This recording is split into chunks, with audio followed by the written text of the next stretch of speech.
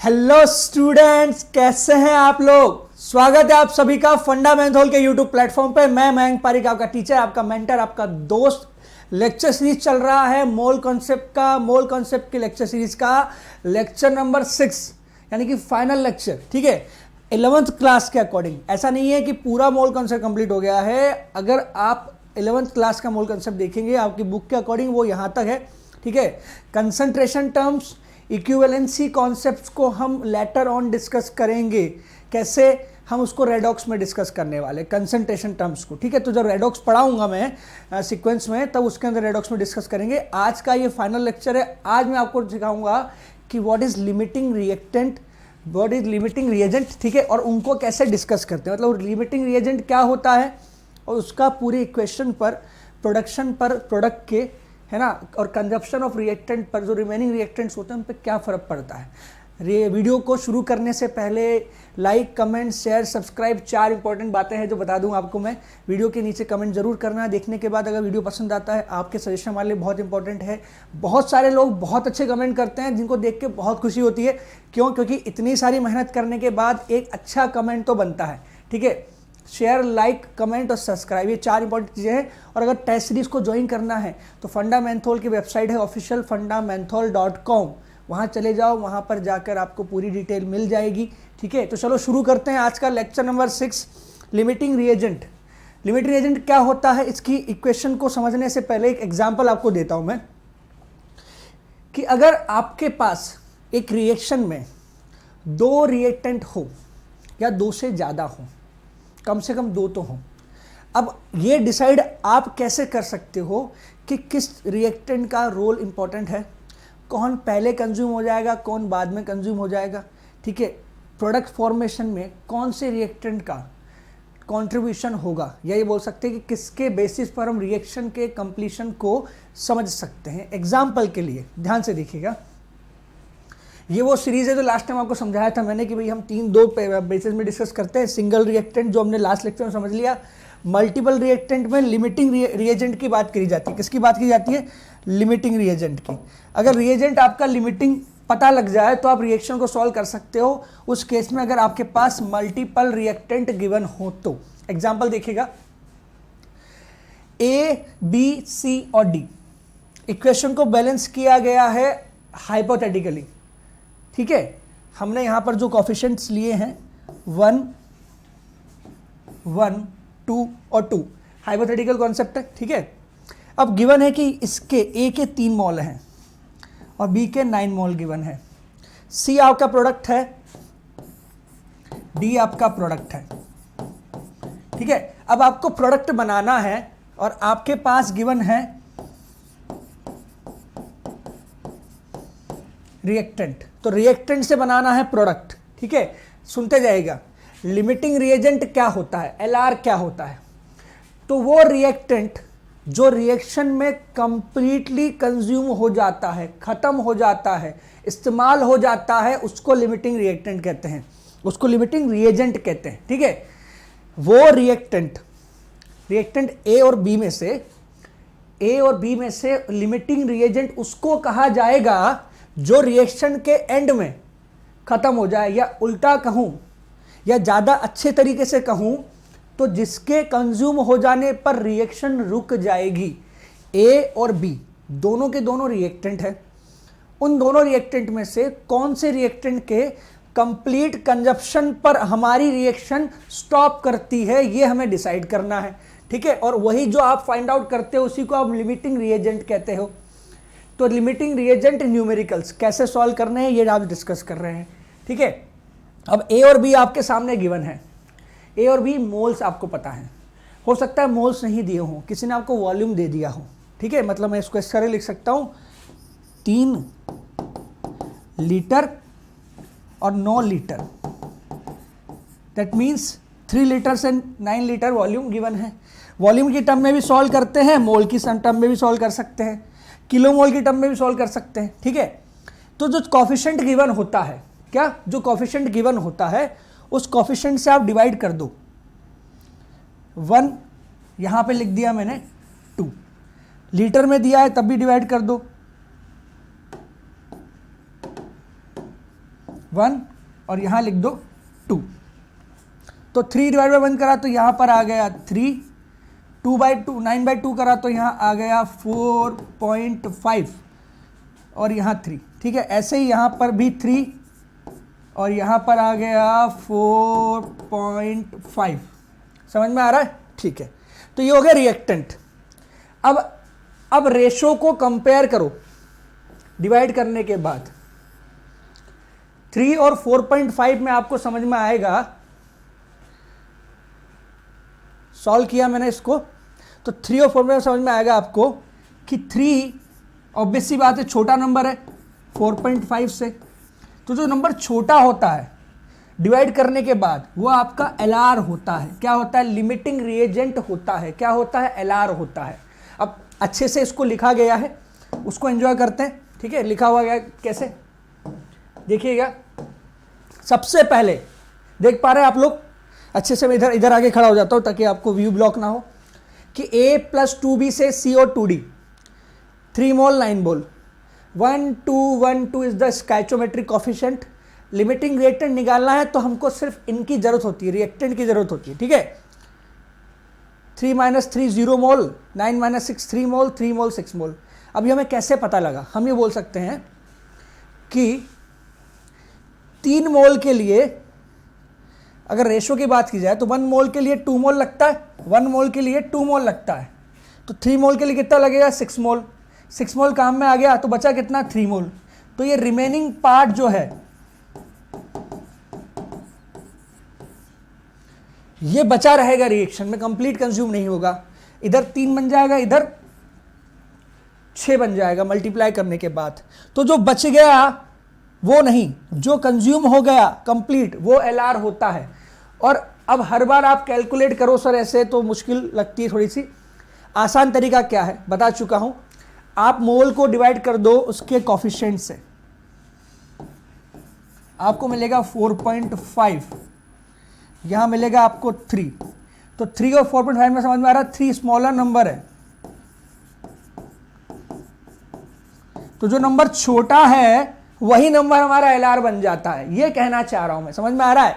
तो जो नंबर छोटा है वही एलआर बनता है। ठीक है, चलिए आगे बात करते हैं कि जो नंबर छोटा है वो एलआर बन जाता है। चलिए, तो यहां पर एक फॉर्मूला भी गिवन है, उसको भी देख लो कि गिवन वैल्यू मोल्स में हो, वॉल्यूम में हो या मॉलिक्यूल्स में हो। मतलब ऐसा बोल सकते हैं कि 3 मॉलिक्यूल 9 मॉलिक्यूल, तो 3 और 9 मॉलिक्यूल के टर्म में भी बात की जा सकती है, मोल्स में भी बात कर सकते हैं, वॉल्यूम में भी कर सकते हैं। गिवन हो उसको डिवाइड कर दो स्टोइचियोमेट्रिक कोएफिशिएंट से, तो आपको वैल्यू मिलती है x। फिर वो x जो a और b में स्मॉलर है, चाहे वो a का हो या b का हो, यहाँ पर a का आ रहा था तो वही आपका क्या बन जाता है? एलआर बन जाता है। तो least value of reactant indicates the limiting reagent. Least value of reactant upon coefficient. कौन सा कोएफिशिएंट? स्टोइचियोमेट्रिक। ठीक है,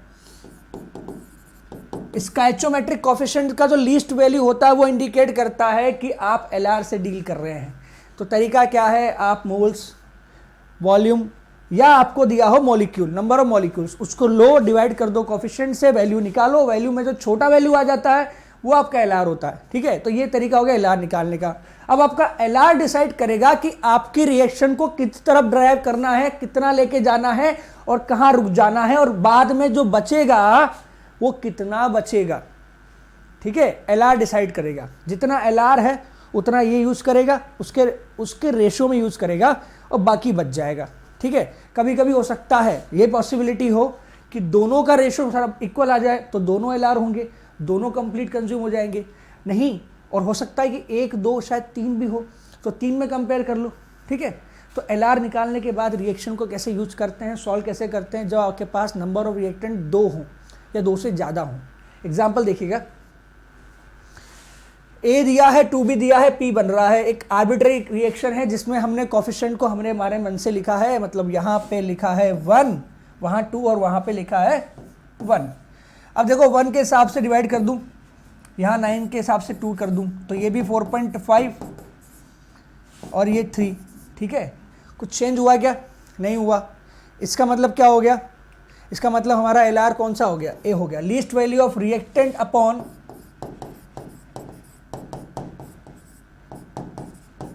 कोफिशिएंट का जो वैल्यू आता है, ठीक है, वो आपको इंडिकेट करता है कि लिमिटिंग रिएक्टेंट कौन होगा। सवाल से शुरू करूंगा। a + 5b = c + 3d in this reaction which is LR। पहली बात तो उसने LR पूछा है कि LR कौन है। आओ तो रिएक्शन को लिख लेते हैं। a + 5b से बनेगा c + 3d। अब a कितना है, गिवन मोल a के 10 है, a और b दोनों के 10 है, तो ये भी 10 मोल, ये भी 10 मोल, C और D प्रोडक्ट में है। अब LR निकालना है, तो 10/1 10/5, तो वैल्यू आ गया इधर 10, इधर आ गया 2 नंबर छोटा है, तो ये बन गया LR। तो आपका जो 2 है ना, 2 जो सेकंड वाला केस है, B है, B आपका LR हो गया। LR कौन हो गया, B। अब LR डिसाइड करेगा कि रिएक्शन को कैसे डिराइव करना है, ठीक है। LR का कैलकुलेशन हो चुका है, चलो ठीक है। ये हालांकि क्वेश्चन तो ये कंप्लीट हो गया है। अगर पूछा जाए कि C कितना बनेगा,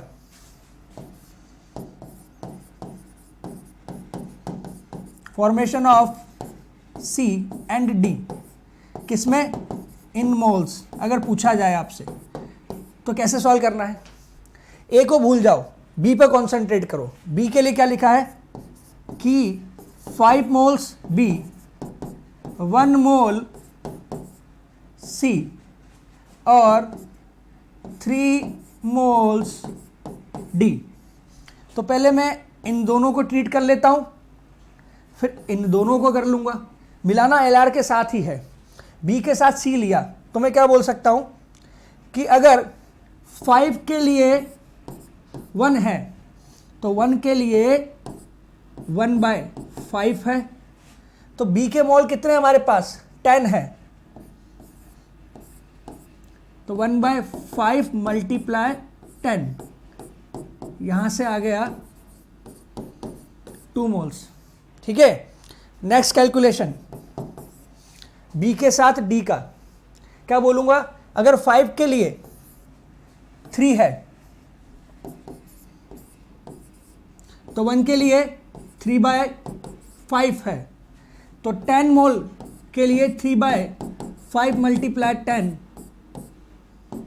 आंसर आ गया 6 मोल्स, ठीक है। तो वो 2 मोल और ये 6 मोल, ठीक है। इस तरह से कैलकुलेट करना है। तो जो हमारे पास LR हो, LR ही डिसाइड करेगा कि रिएक्शन को किधर लेके जाना है। अब कोई बोले सर अगर आपने A के साथ किया गया था, तो देखो A के साथ करता हो क्या करता, 1 मोल के लिए 1 मोल, तो A के 10 मोल, तो C के मोल कितने बनने चाहिए थे, 10 बनने चाहिए थे। आंसर कितना आ रहा है, 2। गलती क्यों, क्योंकि A पूरा कंज्यूम नहीं हो रहा है, A बचेगा। कितना बचेगा अगर आपको जानना है तो मैं बता देता हूं, ध्यान से देखिएगा। 2 मोल कंज्यूम हो चुका है B का, बचेगा कितना, A, ठीक है। तो B तो पूरा कंज्यूम हो जाएगा 10 का 10। अब A के लिए बात करें तो B अगर पूरा कंज्यूम हुआ है तो आप रिलेशन निकाल सकते हो कि सर जितना भी मोल था B का वो यहां चला गया, तो A में उतना ही यूज होगा जितना कि C के लिए काम आया है, ठीक है। तो C के लिए कितना बना है, 2, तो A के लिए 2, तो रिमेनिंग इसका कितना बन जाएगा, 8 बच जाएगा। नेक्स्ट क्वेश्चन देखेंगे। H2 + ½ O2 से बनाया H2O gas, H2 gas form में है, ½ O2 गैस फॉर्म में है, और H2O भी गैस फॉर्म में गिवन है। In the above reaction what is the volume of water vapour, इसकी बात चल रही है। एट STP गिवन 4 ग्राम H2, 32 ग्राम O2, 4 ग्राम H2, 32 ग्राम, 4 ग्राम को अगर H2 की बात की जाए तो वेट होता है, इससे डिवाइड करूंगा, पहले तो मोल्स निकालने हैं।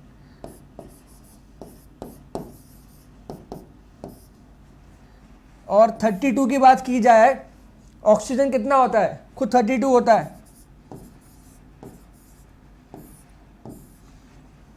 ठीक है। तो यहां से मोल्स आ गए 2 मोल,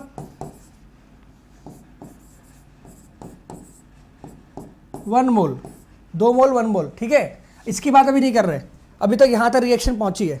अब आपको LR निकालना है। LR कैसे निकालते हो, कोफिशिएंट से डिवाइड करो, इसका कोफिशिएंट 1 है, इसका 1/2 है, तो 2 से डिवाइड किया 1 को तो भी 2 आ रहा है, और इधर 1/1/2 लिखूंगा तो अल्टीमेटली फिर से 2 आ जाएगा।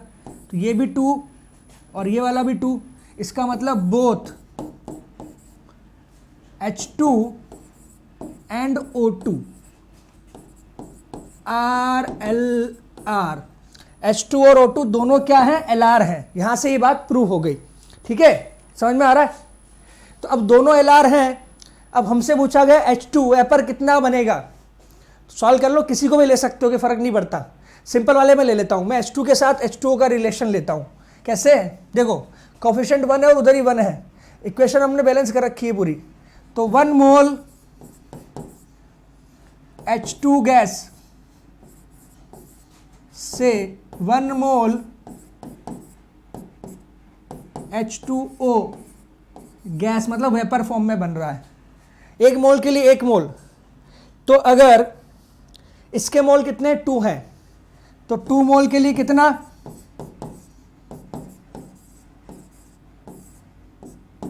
2 मोल ही होना चाहिए।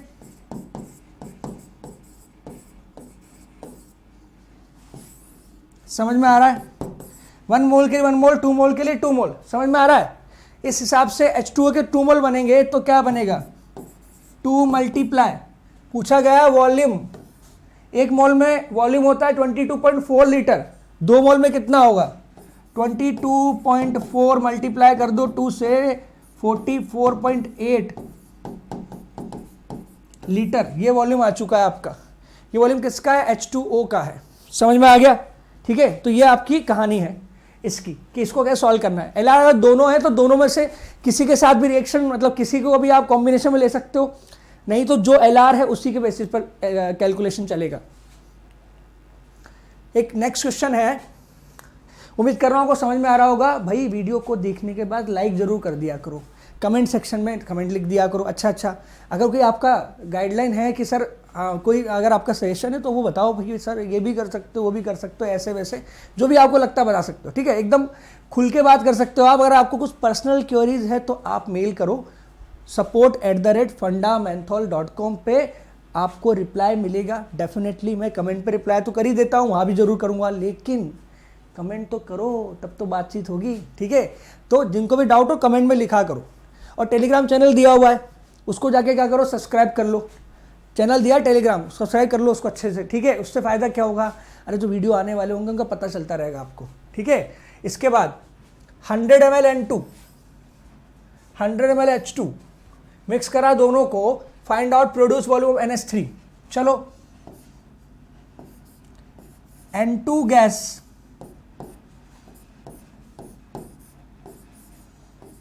H2 gas 2NH3, N2 gas H2 gas 2NH3, ammonia बना रहे हेबर प्रोसेस में, ठीक है। इक्विलिब्रियम कांस्टेंट नहीं लगाया वहाँ पे, कोई बात नहीं, रिएक्शन में भी हमारा सोल्यूशन आराम से निकल जाएगा। अब 100 ml दिया है, 100 ml H2 दिया है, और ये पूछा गया होगा फाइंड आउट वॉल्यूम।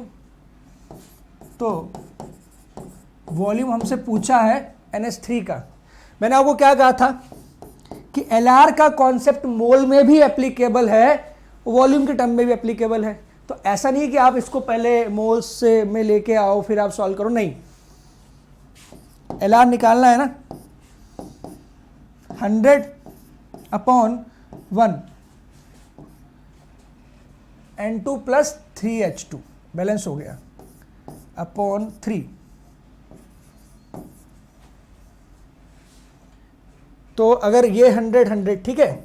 अब आप देख पा रहे हैं 100/1 है, ये 3 है, नंबर कौन सा बड़ा है, ये वाला। तो तो एल कौन सा हो गया, ये वाला छोटा नंबर है, कोफिशिएंट डिवाइड करने के बाद तो ये एल बन गया। तो ये डिसाइड करेगा कि रिएक्शन कैसे होगी। अब देखो इस पर आ जाओ,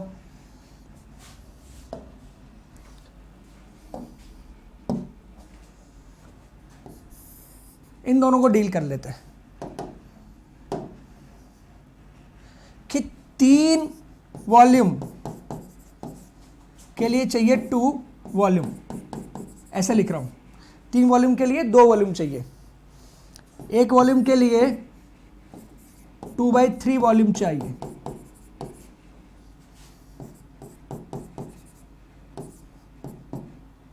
तो हमारे पास वॉल्यूम कितना है, 100/3 के लिए क्या कहिए, 100/3 के लिए क्या चाहिए, 2/3, और 100/3 नहीं, वॉल्यूम हमारे पास 100 ही है, ठीक है, एल का कॉन्सेप्ट था वो, तो 100, 200/3 करोगे तो 20/3 6.66 आता है, 0 मल्टीप्लाई कर दो तो 66.66 ml ये वॉल्यूम आ चुका है। किसका, आपका अमोनिया का। कैसे सॉल्व किया, पहले एल निकाला, एल निकल के आया H2 से कैलकुलेट किया कि भाई 3 के लिए 2 वॉल्यूम, 1 के लिए 2/3 वॉल्यूम, 100 के लिए 2/3 मल्टीप्लाई 100 वॉल्यूम, 66.66 हमारा यहाँ पर ml में वो वॉल्यूम आ गया जो अमोनिया का बनेगा STP पर कंटेनर में। ठीक है, समझ में आ गया। ठीक है, अरे वीडियो को लाइक जरूर कर दिया करो, ठीक है, इतनी मेहनत करवाते हो, कम से कम वीडियो को लाइक तो किया करो यार, इतना तो कम से कम करो। ठीक है, चलिए एक सवाल और सॉल्व करते हैं। A + 2B से बन रहा है C। Amount of product formed by starting the reaction with 5 mole of A and 8 mole of B। Equation लिखता हूं, A + 2B से बन रहा है C। A दिया है 5 मोल, B दिया है 8 मोल, C कितना बनेगा ये पूछा गया होगा। LR निकाला जाए तो 5/1 8/2 ये बन जाएगा 4 छोटा है 5 से, मतलब LR बन जाएगा आपका B वाला पार्ट, मतलब B आपका LR है। अब सॉल्यूशन निकाल के देखते हैं। C पूछा है आपसे कि 2B के लिए आपको चाहिए 1C, ठीक है, तो 1B के लिए आपको चाहिए 1B से बनेगा 1/2C, मोल्स लिख लेता हूं मैं। तो मोल कितने हैं यहां पर B के, 8 हैं, तो 8 मोल से कितना बनेगा 1/2 × 8, 4 मोल C बन जाएगा। आंसर देखो, चेक कर लो कि गलती तो नहीं हो गई। 2 के लिए 1 के लिए 1/2, तो 8 मोल अगर B के दिए हैं तो 1/2 × 8 कर दिया, 4 मोल आ गए। ठीक है, LR हमारा B था तो B ने ही डिसाइड किया है कि रिएक्शन को कैसे डिराइव करना है। चलो अगला सवाल, ये सवाल बहुत अच्छा है, इसको सॉल्व करने में मजा आएगा। ठीक है, इस सवाल को सॉल्व करने में वाकई मजा आएगा। कुछ डेटा वगैरह देख लेते हैं। हाँ चलो ठीक है, 1.6 ग्राम SO2 दिया है, SO2 का तो ग्राम में वेट दिया है, और 1.5 × 10⁻22 मॉलिक्यूल्स ऑफ H2S गिवन है। ठीक है, मिक्स करा है दोनों को। इक्वेशन आपके सामने लिखा है H2S SO2 3S 2H2O। ठीक है, अलाउ करा है और फिर स्टेटमेंट लिखे हैं कि भाई सल्फर वाटर दोनों रिमेन रहेंगे, H2S रहेगा, SO2 रहेगा, क्या रहेगा। अब कौन रहेगा कौन नहीं रहेगा, प्रोडक्ट रहेगा कि रिएक्टेंट भी रहेगा, ये डिसाइड करेगा आपका LR। ठीक है, तो पहले LR ढूंढते हैं। सबसे पहला स्टेप नंबर 1 क्या है, स्टेप नंबर 1 जो आपका होगा, फाइंड आउट कौन होगा LR, कौन होगा LR। ध्यान से देखिए LR कौन होगा। ठीक है, ढूंढते LR ढूंढते। चलो LR के लिए मुझे चाहिए सबसे पहले तो मोल। अब 1.6 के हिसाब से देखा जाए तो पहले तो मोल्स ऑफ SO2 निकाल लेते हैं। कितना होगा भाई? 1.2 1.6 upon sulphur 32, oxygen 16, oxygen O2 32, 32 plus 32 64, 64 को यहाँ लिखा तो यहाँ से मुझे मिल जाएगा 16 4 जा तो ये मिलेगा 0.1/4.1, तो 0.025 मिलना चाहिए। ठीक है, चेक कर ले, 1/4.25.1 और आएगा। ठीक है, 0.012 मोल आएगा। ठीक है, ये हो गए आपके मोल्स ऑफ SO2। फिर नेक्स्ट आता है मोल्स ऑफ H2S निकालना है आपको। H2S के मोल्स कैसे निकालोगे? देखो मैंने आपको कहा था कि अगर नंबर गिवन हो ना, नंबर, जैसे यहाँ नंबर गिवन है तो आप Na से डिवाइड कर दो। आपको मास गिवन होता है तो आप मोलिकुलर मास से डिवाइड करते हो ना, तो नंबर को डिवाइड कर दो सिंपल Na से।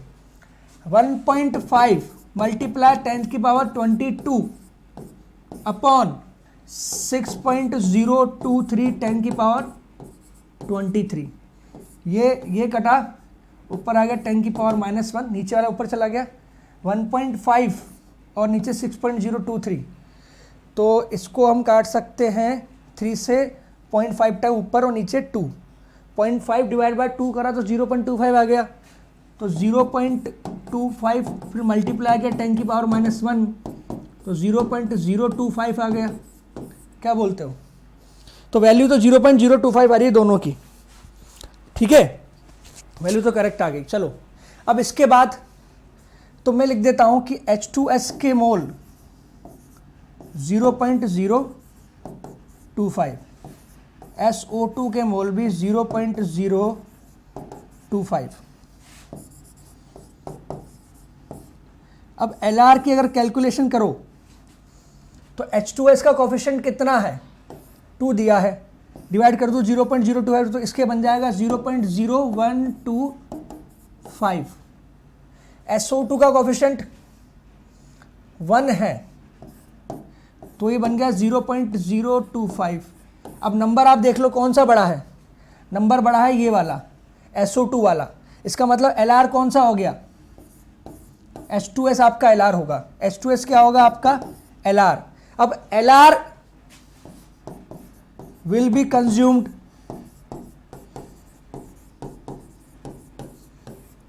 completely।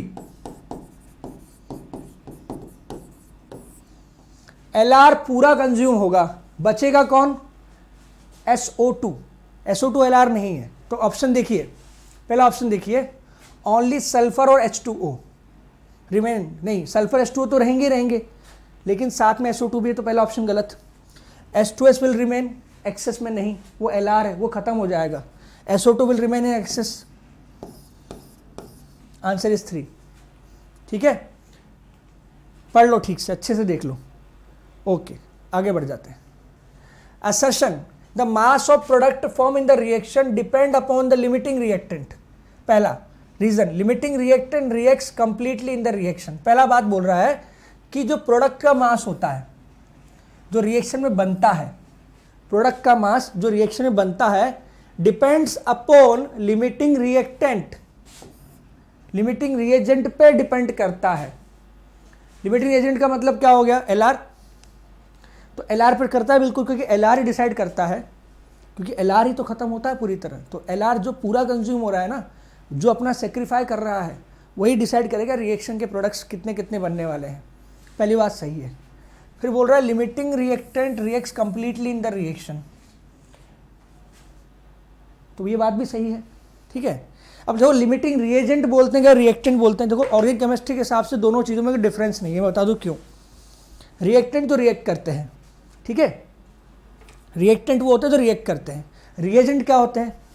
रिएजेंट को रिएक्शन को करवाते हैं। अब क्या है कि ऑर्गेनिक केमिस्ट्री में रिएजेंट की बात चली जाती है, लेकिन आईओसी में इन जनरल जो हम जो इक्वेशंस लिखते हैं उसमें हमारे रिएक्टेंट ही रिएजेंट का काम करते हैं। तो रिएजेंट बोलना या रिएक्टेंट बोलने में कोई गलत नहीं है, तो कंफ्यूज होने की ज़रूरत नहीं है। ठीक है, हालांकि सबस्ट्रेट और रिएजेंट दो टर्म होती है ऑर्गेनिक केमिस्ट्री में। सबस्ट्रेट पर अटैक होता है और रिएजेंट अटैक करता है, लेकिन रिएक्शन में दोनों इन्वॉल्व होते हैं। तो इसमें भी रिएक्शन में दोनों इन्वॉल्व हो रहे हैं। हर जगह रिएक्शन में से N2H2 लिया तो तो N2 पर H2 रिएक्शन कर रहा है, तो N2 सबस्ट्रेट हो गया और H2 क्या हो गया, रिएजेंट हो गया, और ओवरऑल दोनों के दोनों क्या हो गए, रिएक्टेंट हो गए। समझ में आ गया। तो कई जगह लिमिटिंग रिएक्टेंट लिखा होगा, कहीं रिएजेंट लिखा होगा, तो घबराने की बात नहीं है, ठीक है। आपके सवाल में कहीं से कहीं तक कोई गड़बड़ नहीं होने वाली, और ऐसा क्वेश्चन भी नहीं पूछेंगे कि बताओ रिएक्टेंट बोल रहा है कि रिएजेंट बोल रहा है, दोनों चीज़ें सही है। बहुत ज़्यादा स्पेसिफिक बोलते हो तो आप रिएजेंट बोलते हो, बहुत ज़्यादा स्पेसिफिकली अगर बोलते हो, और नहीं तो आप रिएक्टेंट भी बोल सकते हो। रिएजेंट स्पेसिफिक है, रिएक्टेंट इन जनरल वर्ड है, गलत नहीं है। तो लिमिटिंग रिएक्टेंट कंप्लीटली, तो पहला स्टेटमेंट सही है और दूसरा वाला उसको एक्सप्लेन करता है। इसका मतलब ये फिक्स हो गया कि कोई गड़बड़ नहीं है, सब कुछ बिल्कुल सही चल रहा है। समझ में आ गया, सब कुछ क्या चल रहा है, सही चल रहा है। और इसका मतलब पहला असर्शन और रीज़न एक्सप्लेन कर रहा है असर्शन को, ठीक है। तो आज का लेक्चर यहीं ख़त्म करते हैं। आज हमने सीखा कि how to calculate limiting reagent, उसका रोल क्या होता है, कैसे हम क्वेश्चन में उसको अप्लाई कर सकते हैं, मोल की टर्म में, वॉल्यूम की टर्म में। फिर से बोलूँगा 4 काम, लाइक, सब्सक्राइब, कमेंट और शेयर करना ना भूलें। वीडियो अच्छी लगी हो तो नीचे बताओ, कोई सजेशन हो तो मेल करो, मैसेज करो। आप मुझे फेसबुक पे फॉलो कर सकते हैं, ठीक है। आप मेरे आईडी ढूंढ सकते हैं मयंक पारिक के नाम से। अगर आपको कुछ पूछना है तो इंस्टा पे ढूंढ सकते हो, भाई वहाँ मिल जाऊँगा। कोई डाउट है तो आप कमेंट सेक्शन में लिख दो, वहाँ बात कर लेंगे, ठीक है। तो मिलते हैं नेक्स्ट क्लास में, तब तक के लिए ओके, बाय बाय,